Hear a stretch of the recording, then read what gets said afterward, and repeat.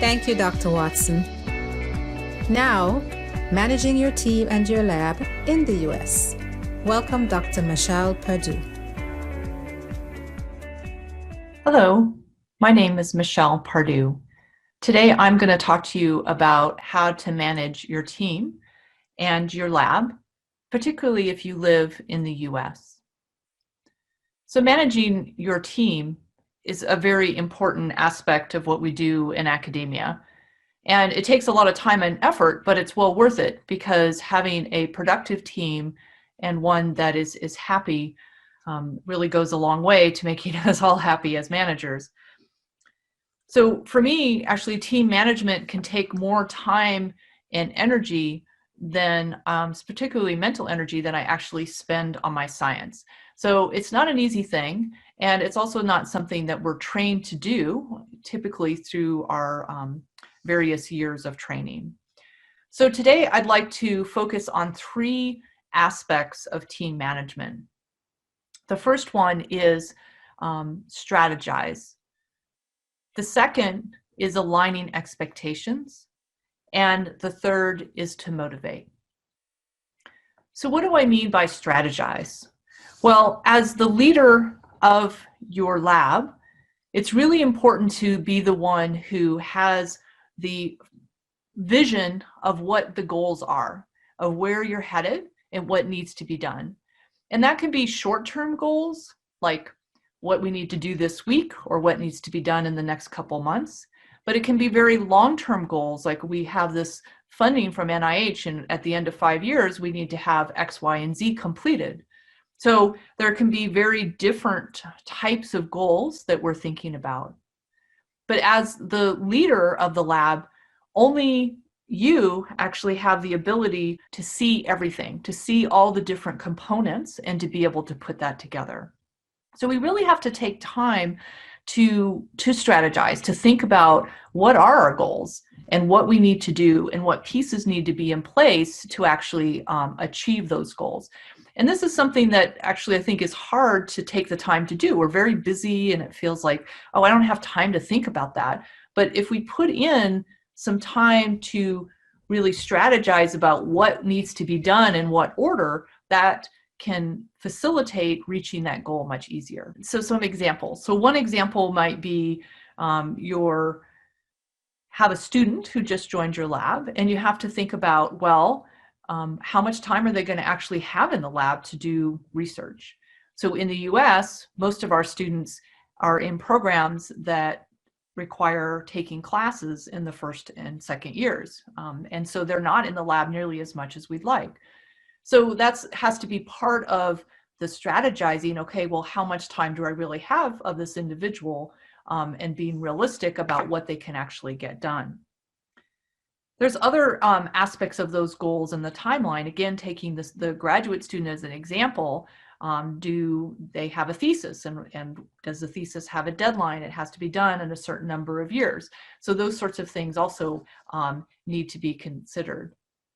There's an overarching goal for all of us just to publish and to present. And so that's another thing to think about of, well, how am I going to publish? And where am I and my students going to present? What conferences are we going to go to? Where are they? How much money is that going to take? So there's all these other aspects of strategizing that come into play. And sometimes we have to strategize and make up solutions that we might not have anticipated. This pandemic is a perfect example of that, where we've actually had to come up with new things to do that we didn't expect. My example for this is when back in March of 2020, when the pandemic hit and we ended up having to stop many of the experiments in the lab and start working from home, I was very concerned about my lab group, just individuals' mental health. And so one of the things we created is some small groups to write review papers. Now, this served many purposes for me. For one thing, it allowed everybody to form a group, and sometimes they were in groups that they may not normally work with, and to check in with each other on a regular basis. And I didn't necessarily have to be the one who was at those meetings. Often I wasn't actually, but I knew that they were checking in, because then periodically we had a check-in meeting to see how things were going. They also served to support the graduate students in my lab. So the graduate students, I have 2 that are fairly senior, and at this point, they're thinking about their dissertations. So having them write a review paper and lead that review actually allows them to put together a background section for their thesis. And then we also have some grants that we're working on. So having a review paper allows us to really review the literature again and to be sure that we're prepared for the background sections of that grant. So writing those review papers allowed me to strategize in a positive way in a number of different things to solve a problem. Now, the second thing that I'd like to suggest that's very important for team management is to align expectations. What do I mean by this? Well, when we have somebody come into our lab, we have to be very clear about what our expectations are for them. And we also want to ask them what their expectations are, because we both want to match our expectations. We want to know that we are trying to achieve the same goals, and the ideas of what tasks we're doing need to align. There's a number of ways to do this. Of course, just communicating with people, talking to them is one way, and it's a very important way to communicate that, as well as reinforce on a regular basis what those expectations are. But another way is to create a lab manual for your lab. You can think of this as a faculty or staff handbook that's specifically for your lab. And there's many resources actually out there that you can find that provide templates that you can follow. And often these start with a philosophy of your lab and science. It could be a mission of your lab. So it has some parts of it that are just a little bit about who you are. And then they have very practical elements, some SOPs of how you do things in the lab that you want your lab members to follow. Having them all in one place allows the lab members to know this is where they can find that. There's also training protocols for new people. You have an onboarding process. What does that look like? Where they need to go? What kind of training do they need? So you can put all that in the same place. You can have very specific expectations for grading for undergrads and graduate students, so that they know what the grade that you're giving is based on. So again, trying to clarify what is the expectation, and therefore how can they meet their goals. Other aspects that are really important to think about in a lab manual are mental health resources. So it's nice to have a place where people can go and find this. Sometimes people are reluctant to reach out to you directly to ask. And finally, other policies like authorship. What does it take to be an author for a manuscript in your lab? So you can actually put that in this place as well. So this can be a fairly big document, a lab manual, and it also can be a living document that it's something that you update on a regular basis. Now, I don't want you to think that that's the only way to align expectations. And in fact, I think that's just a tool to help, but it definitely is a tool that will help with that. Now, the last point that I'd like to make for team management is to motivate.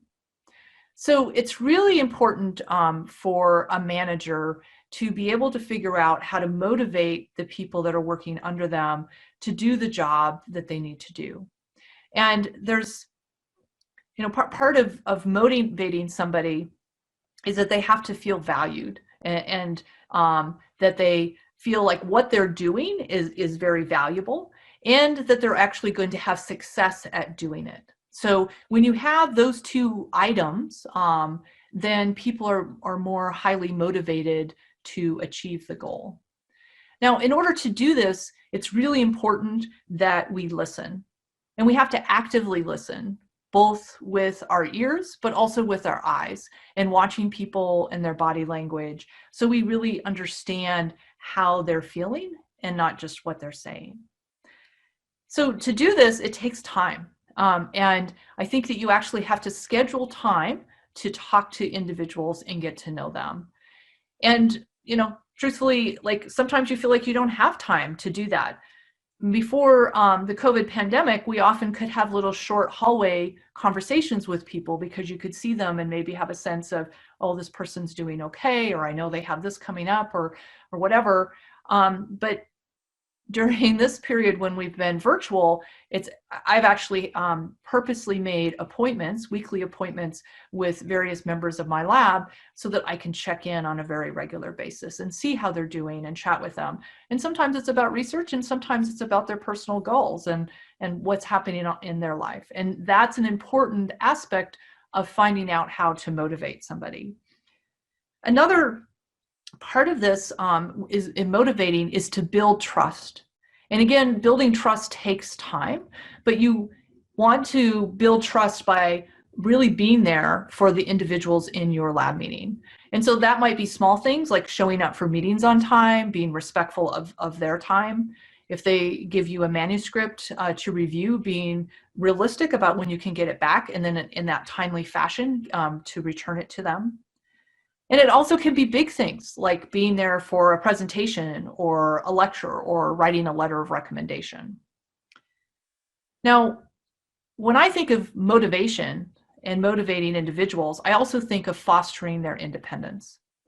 I want them to be able to problem solve and find solutions to the problems by themselves.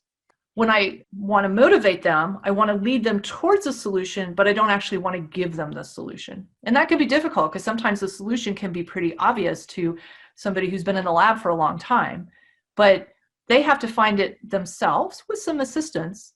And then when they do, they have the confidence to problem solve more quickly the next time. And that really helps to build that independence.